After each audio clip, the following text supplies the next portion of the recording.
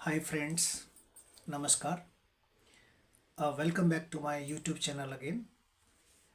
Friends, इस video में हम बात करेंगे किसी दूसरे व्यक्ति के बारे में। जैसे कि मैंने शुरुआती वीडियोस में आपको बताया था कि ये मेरा जो कोर्स है ये एक ट्रांसलेशन फ्री कोर्स है, फिर भी ग्रामर के आधार पर, यानी कि ग्रामर के तरीके से बिल्कुल सही है।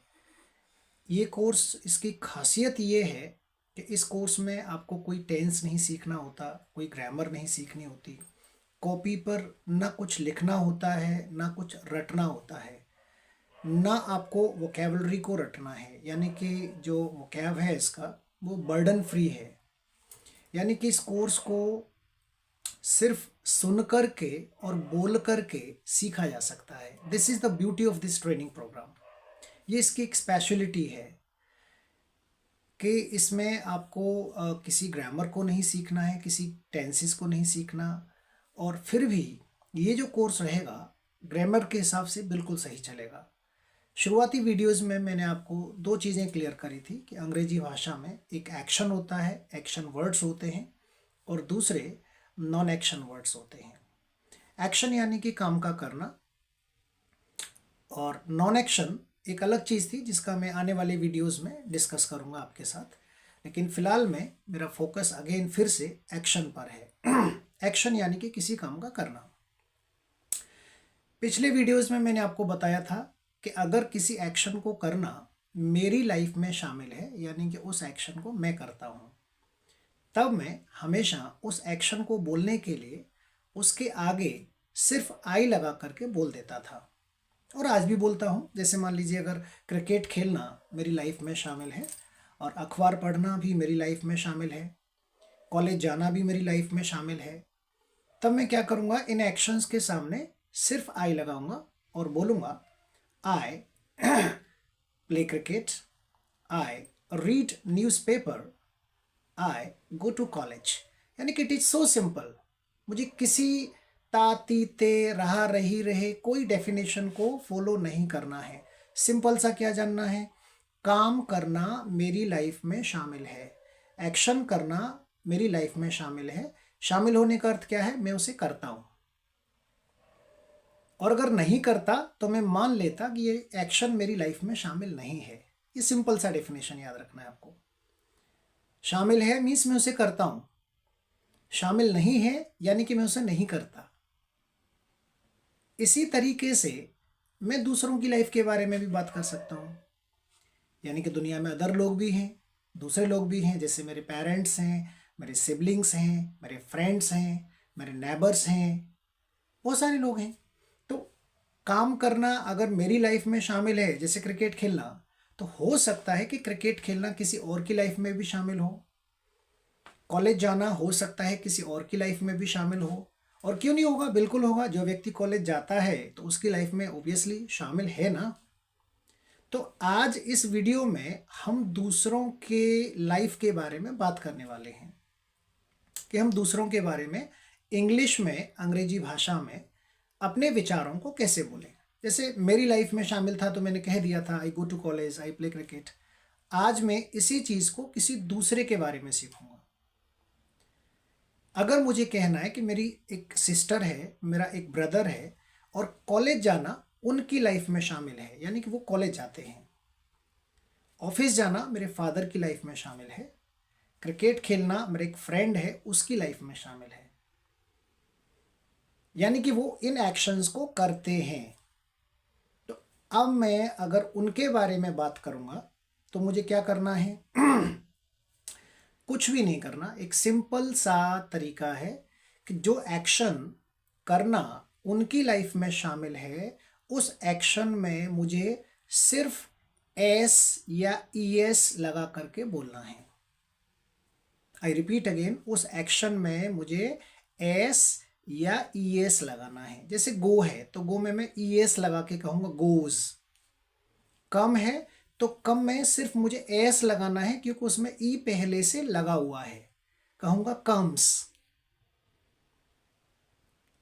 अब कैसे बोलूंगा? जैसे कॉलेज जाना उसकी लाइफ में शामिल है, तो जैसे ही मैं उसके बारे में बात करूंगा तो मेरे मन में ये विचार आ जाएगा कि यार मुझे गो नहीं बोलना, मुझे गोज कहना है, और साथ में जोड़ना है ही या शी। अब उसकी लाइफ में शामिल है तो मैं क्या कहूंगा, ही गोज कहां जाता है, टू कॉलेज। मेरा विचार रेडी है, मेरा सेंटेंस बन गया, ही गोज टू कॉलेज।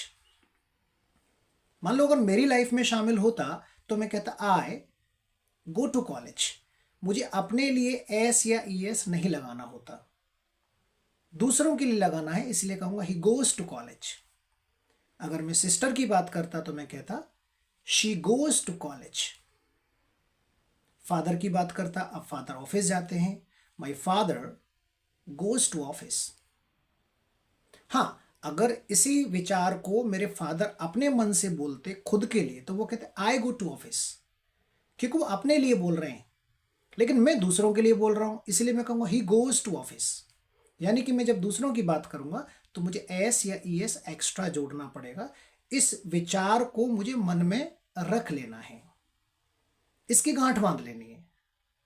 किसी बात की गांठ बांधना होता है मेक इट अ पॉइंट। दोस्त, मैं फिर रिपीट करता हूं, मेक इट अ पॉइंट। इसकी गांठ बांध लो, इसको पक्का कर लीजिए आप बिल्कुल, कि दूसरों के बारे में मतलब एस या E S, make it a point.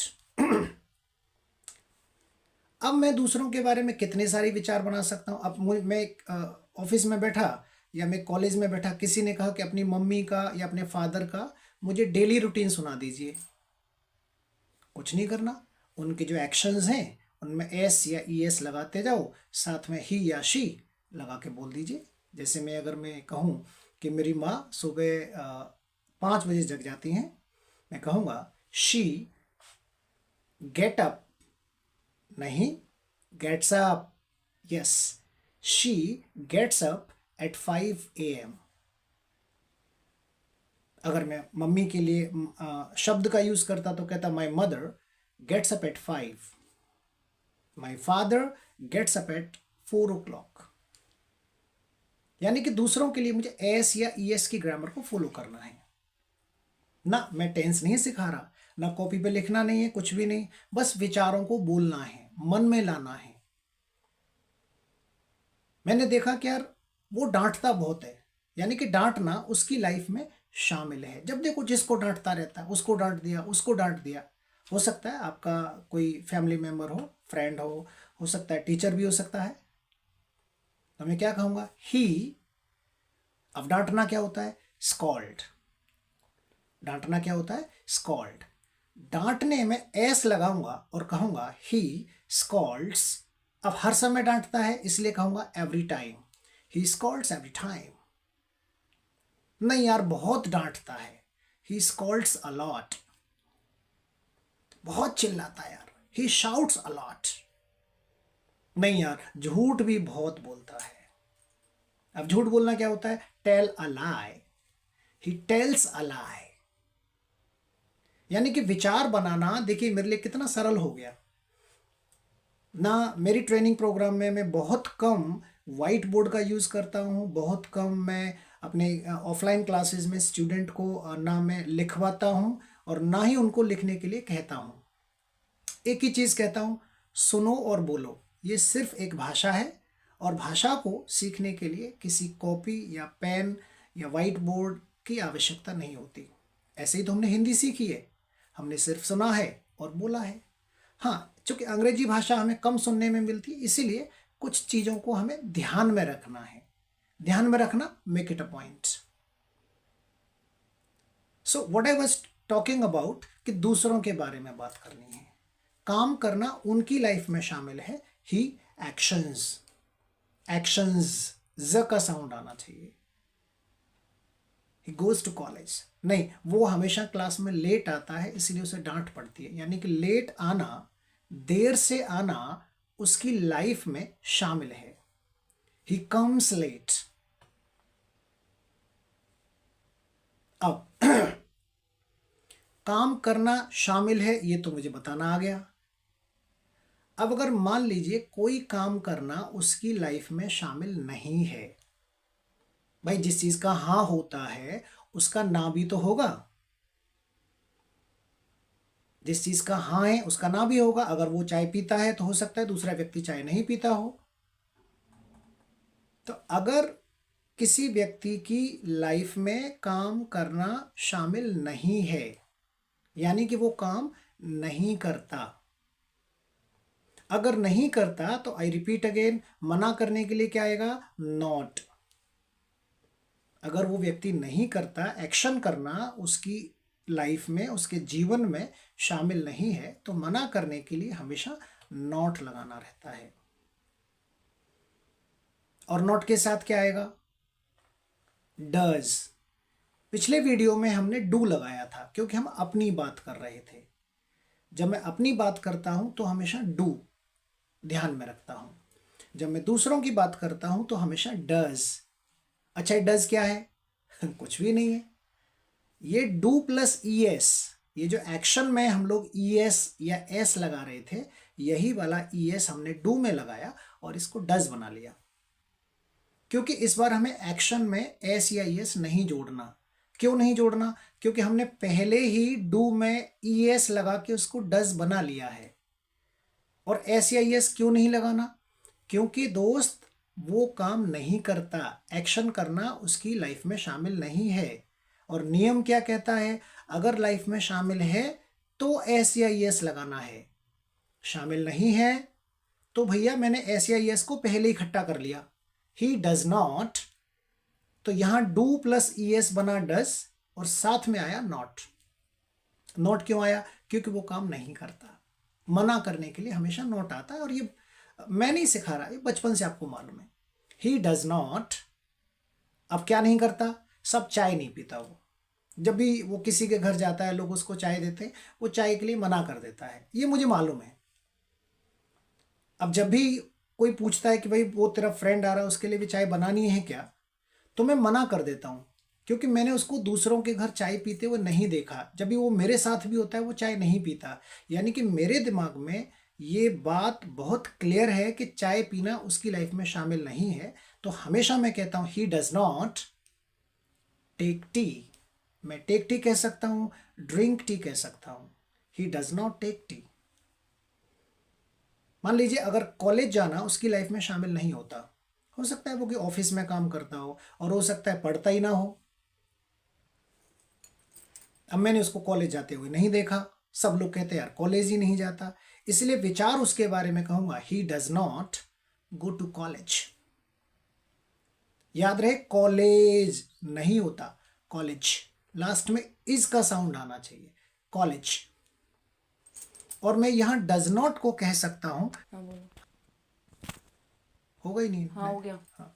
जब मना करूंगा तो मैं डज नॉट को डजंट कह सकता हूं और कह सकता हूं he doesn't go to college. अगर वो ऑफिस नहीं जाता तो मैं कहूंगा he doesn't go to office. तो मुझे हाँ करना भी आ गया और ना करना भी आ गया। अब क्या बचा?